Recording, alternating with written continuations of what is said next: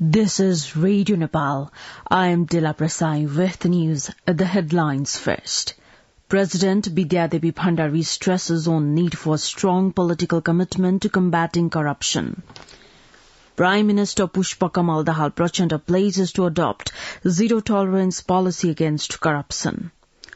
86 megawatt electricity generated from Solu Dudkosi hydropower project added to national power grid.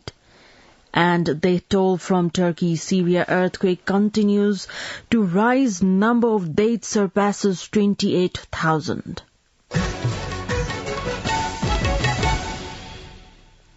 Now the news in detail. President Bidyadevi Bhandari has stressed the need for strong political commitment to end corruption in the country. Addressing a 32nd anniversary function of the Commission for Investigation of Abuse of Authority, CIAA, in Kathmandu yesterday, President Bhandari mentioned that corruption could be controlled with concerted efforts of political and administrative leadership and the Commission. President Bhandari has called all sides concerned to extend support from their sides to eliminate corruption from society and establish good governance. Also addressing the function, Prime Minister Pushpakamal Dahal Prachanda said the government had adopted a zero-tolerance policy against corruption. Prime Minister Dahal also pledged to take action against the incidents of irregularity at any period. Prime Minister Dahal also informed that the issue of controlling corruption and ensuring good governance has been incorporated into the government's policy priority and common minimum programs. The Prime Minister expressed his solidarity with the global anti-corruption efforts as Nepal is a signatory to the United Nations Convention Against Corruption. President Bidyadevi Bhandari has hosted a cultural reception in honor of the members of the House of Representatives and the National Assembly. At the reception hosted at the President's office in Seetal Niwas yesterday, artists from the Armed Police Force performed dances reflecting cultures and traditions of different ethnic groups and communities. Also present on the occasion were Vice President Nanda Bahadur Poon, Prime Minister Pushpakamal Dahal Prachanda, Acting Chief Justice Hari Krishna Karki, Speaker Devraj Khemili, National Assembly Chairperson Ganesh Prasad Timal Sinha, among other leaders and high-ranking officials. The bills designed to amend some acts related to prevention of money laundering and promotion of business environment 2079 has been registered in the Parliament. Spokesperson of the Federal Parliament Secretariat, Ek Razgiri, said the Ministry of Law, Justice and Parliamentary Affairs on Friday registered the bill. This is the first bill registered in the current Parliament session. A total of 20 laws related to money laundering are going to be amended. The CPN Unified Socialist senior leader and former Prime Minister Jhalanath Khanal said the presidential candidate should belong to the political background. Talking to media persons at the Biratnagar airport yesterday, Leader Khanal said an independent person cannot retain the glory of the presidential post. The CPN Unified leader reiterated that there could be a consensus if a person from a political background is announced based on the standards envisioned in the Constitution. On a different note, Leader Khanal clarified that his party would not join the incumbent government. The electricity generated from 86 megawatt Solu Dudkosi hydropower project has been added to the national transmission grid. It is the largest hydropower project developed by the private sector in domestic investment in the country.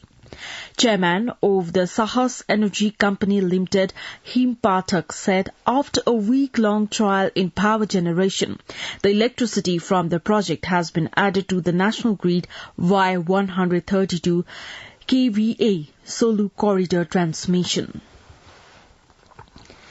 The Ministry of General Administration has directed all ministries, commissions and secretariat to depute the employees as per the determined quotas.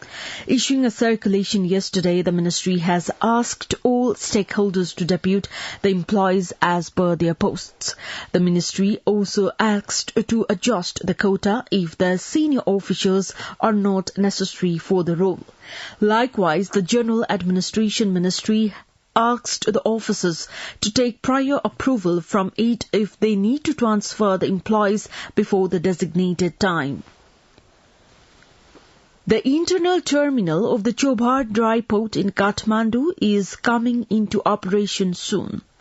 A terminal inside the dry port under the Nepal Intermodal Transport Development Committee came into operation since mid-March last year, but the internal terminal was yet to come into operation. Executive Director of the committee, Assis Kajurel, said that the internal terminal will be operational within a day or two after following due process of correspondence with the concerned agencies. The Nepal Medical Association NMA has decided to close all the hospital-related services except emergency today. The decision has come as part of the protest against the physical assault on a doctor. According to NMA, an emergency meeting of the Central Executive Committee of the Association yesterday decided to hold the services both in government and private hospitals. Nepal Medical Association Chairperson Dr. Lochan Karki has said the serious attention has been drawn towards the incident of physical assault on Dr. Janit Lal Singh and other doctors. You're listening to Radio Nepal 8 a.m. English News Bulletin. We continue with the international updates now. Unrest in southern Turkey has disrupted rescue efforts following Monday's deadly earthquake, 3 rescue groups have said. The death toll in Turkey and Syria from the quake has surpassed 28,000, and hope of finding many more survivors is fading despite some miraculous rescues. German rescuers and the Austrian army paused search operations on Saturday, citing clashes between unnamed groups. Security is expected to worsen as food supplies dwindle, one rescuer said. And nearly 50 people have been arrested for looting, with several guns seized, local media reported. Turkey's president said he would use emergency powers to punish anyone breaking the law. The United Nations has said more than 5 million Syrians may be homeless after Monday's devastating earthquakes that struck the Turkey and Syria. According to Al Jazeera, UN High Commissioner for Refugees, UNHCR, said as many as 5.3 million people in Syria might have been left homeless by the earthquake. Survivors of the magnitude 7.8 and 7.6 quakes have flocked to camps set up for people displaced by nearly 12 years of war from other parts of Syria. Many lost their homes or are too scared to return to damaged buildings. UNHCR said it had been rushing aid to the badly affected parts of Syria, but it's been very, very difficult. Now the general weather forecast for the country for today. Forecasting division says the weather is likely to be partly to generally cloudy in the hilly areas of Province 1, Gandaki Province, Karnali Province and Sudur Paschim Province, and partly cloudy to mainly fair in the rest of the country. There are also chances of light snowfall at 1 or 2 places of the high hilly and mountainous region of Province 1, Gandaki Province, Karnali Province and Sudur Paschim Province. Kathmandu's weather report now. Maximum temperature of 22.5 degrees Celsius and minimum temperature of 6.8 degrees Celsius. With this news, we have come to the end of this bulletin, but before we wrap up the headlines once again.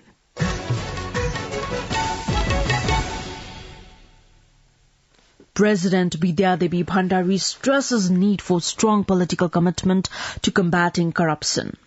Prime Minister Pushpa Kamal Dahar Prachanda pledges to adopt zero-tolerance policy against corruption. 86 megawatt electricity generated from Solu Dudkosi hydropower project added to national power grid. And they told from Turkey, Syria earthquake continues to rise. Number of deaths surpasses 28,000. Well, that's all that we have for this edition. Our next English news edition is at 2 in the afternoon. You can also listen to us online at our website www.radionepal.gov.np for more news and online programs. Stay tuned, stay safe and have a good day.